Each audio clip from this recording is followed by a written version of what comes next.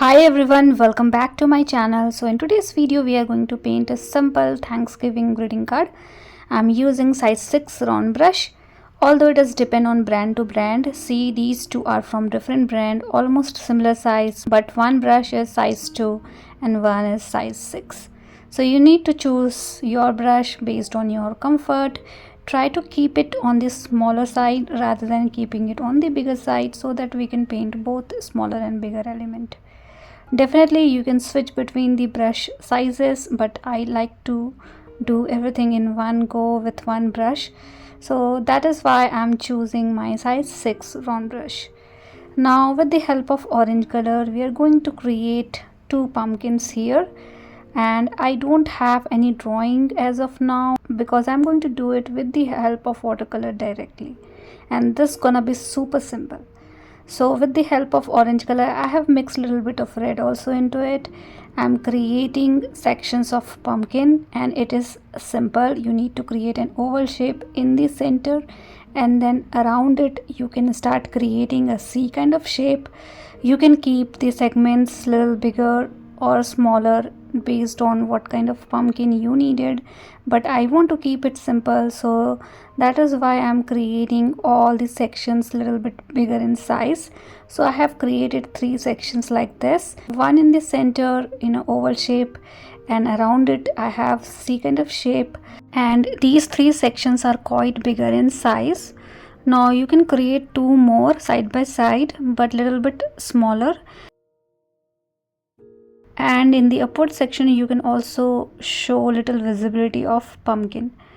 Because of perspective you can try something like this. If you want to keep it simple, you can keep this stem area towards the tip of the pumpkin, towards the upward direction, and that is also fine, but I'm keeping the perspective little different, wherein we are seeing the back side of the pumpkin as well.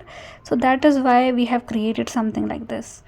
Now everything we have created with the help of orange, but still we can see the sections, right? Because I have kept small negative space between these sections.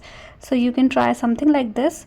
Now you can create a nice brown shade mixing all 3 primary color together. So when you mix all 3 primary color, you will get a nice brown shade, and you can create a stem for your pumpkin in the center where we have kept negative space. So something like this we did. This is the first layer of pumpkin. You can keep it as is also, it is totally fine, but we are going to make the sections little more visible. So what I'm doing is, with the help of red color, you can just go around the pumpkin area and create a red stroke around each section, but only in one side. So keep doing it for all the sections that you have, and then just clean your brush, and with the help of damp brush. Remember, if you are going to use wet brush you might ruin your painting, so try to keep your brush damp, not too wet, not too dry, and then start blending the red color into the orange color, and you will not see any hard edges of red. You will see the red color is blended into the orange color nicely. So you need to do this particular step for all the sections that you have, wherein you have created the red strokes around the edge of each section only at one side. So something like this we did, and we are almost done with this particular pumpkin. We are going to paint one more with little different pattern and structure and perspective as well.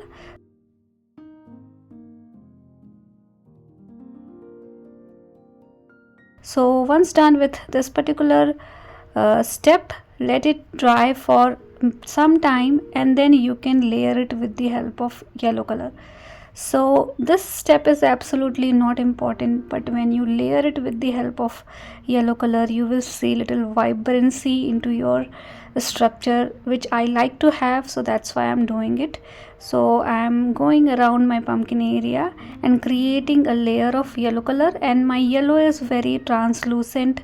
I have used too much water and little bit of yellow into it to make it on the lighter side. And then with the help of darker brown color, I have mixed little bit of black into my brown, and I'm creating some lines and pattern around the stem area that we have to add some additional texture into that particular area. So likewise, we have created this particular pumpkin. You can definitely choose color combination. You can try little bit of green as well into this particular pumpkin. So based on your choice, you can create something like this. Now let's do another pumpkin, and this one is totally different perspective. So in this one, I have created a round shape, and then just fill this particular area with the help of yellow color. So I'm using lemon yellow color, filling the whole area. And as I said, keeping things simple, so do not we're not going to do anything fancy here. Just create a round shape, little wavy pattern around the edge, like a pumpkin section you can assume. And then with the help of lighter green color, you can start creating sections, and you can start creating some random patterns with the help of green color. In this particular step, remember, we do not need to hide the yellow color that we have, but we need green patches around each sections that we have. So the curve that we have created around the edge is basically one section for the pumpkin, and then you can try darker green color as well in between, and basically we have texture of green around the yellow pumpkin that we have. So when you are performing this particular step, make sure your sheet is wet because of yellow.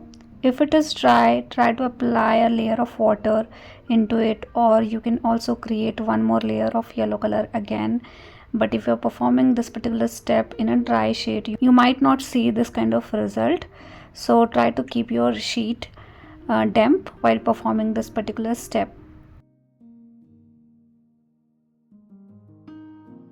With the help of darker color, I am creating curves so that we can see the sections more clearly. And this is the final step for pumpkin. We are not going to do too much, and I think this is nice, right? Easy step, simple to do, and perspective is also totally different for this particular pumpkin.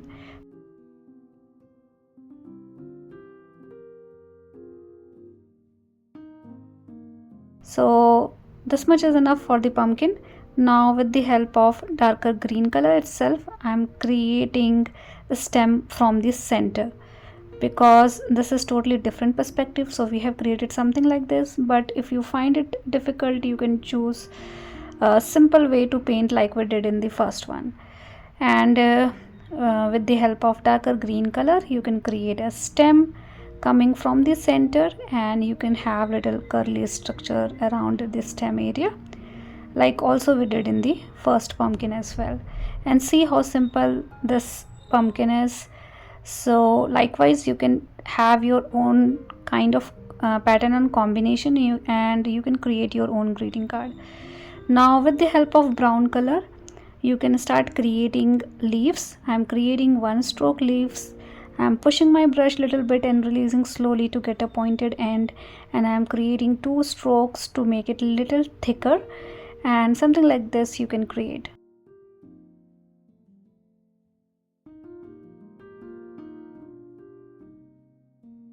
And you can also use little bit of red patches around the brown area that you have. You can also load two color in a one single stroke. That is also fine. You can fill your brush with the help of brown color, and at the tip you can use red color, and automatically you will see two different colors. But sometimes these kind of things could be difficult for beginners, so that is why you can start with the brown color, and in between you can have little hint of red color as well. So something like this we have created on both the side, simple to paint and easy for beginners as well. Now I'm creating a nice green shade, mixing yellow and blue together. Depend on what kind of yellow and what kind of blue you are using, you might see different result, but that is the learning curve for you guys. Try mixing different kind of yellow like lemon yellow or Indian yellow and mix with ultramarine blue or cobalt blue and see what kind of green color you are getting, and likewise you will understand the color mixing theory as well. So I have created here a simple leaf.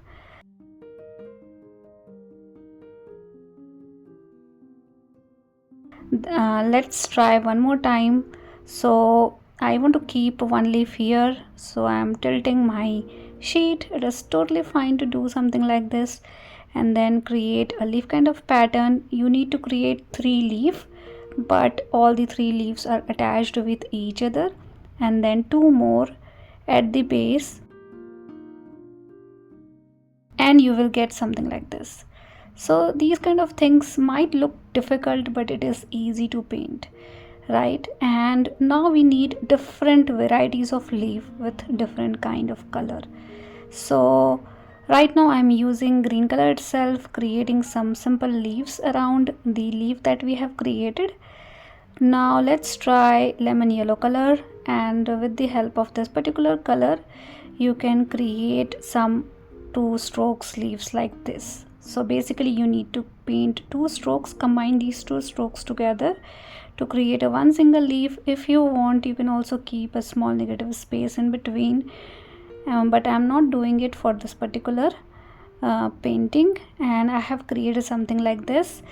Now it is totally up to you what kind of composition you needed, where you want to keep what kind of leaf. You might choose different kind of leaf altogether, whatever is comfortable for you. Just fill the base of pumpkin or around the pumpkin area. You need to paint different kind of leaf with different shades. So with the help of orange, creating one more kind of leaf, little bit more on the teardrop kind of shape, and likewise keep adding leaves until you satisfied with your composition. But remember, don't overdo it, because we generally start doing something like this and we end up ruining our structure, adding more and more structure and pattern into it. So it is also important to understand when to stop. So once you satisfied with your structure, overall structure, we are almost done with this particular painting. Few things here and there we need to do, like creating some lines and pattern around the leaf area like we usually see into the leaf. So whenever you are doing this particular step, make sure your color is little darker as compared to the leaf color. So I have mixed little bit of blue to make it more dark, and then creating some lines and pattern. These things are not very important, because anyways we are doing this particular greeting card with some loose elements. So if you're not comfortable doing it, don't do it. But if you're doing it, do it with the help of fine brush or with the help of tip of your brush, because in this particular step we need very fine element. And same thing we are doing for other leaves as well. Like for example, if the leaf is in the brown color, I'm using red color to create these lines. If the leaf is yellow color, you can choose green color or red color. So likewise you can do the same thing for all the leaves that you have. And these leaves are pretty simple one stroke leaves. I have created several videos in the past wherein I have explained everything in detail about one stroke technique. So if you want, you can refer to those videos as well to learn more about one stroke technique. So we are done with the painting. Now the last thing I'm doing is sprinkling some colors around the leaf area and pumpkin area. I'm sprinkling some green color and red color. This step is totally optional. If you don't like to do something like this, don't do it. You can also do this particular step with the help of metallic color. So we are done with today's video. You can write any message now in this particular area wherein we have blank space. And I hope you have liked this video, and thank you so much for watching, and see you all in the next video.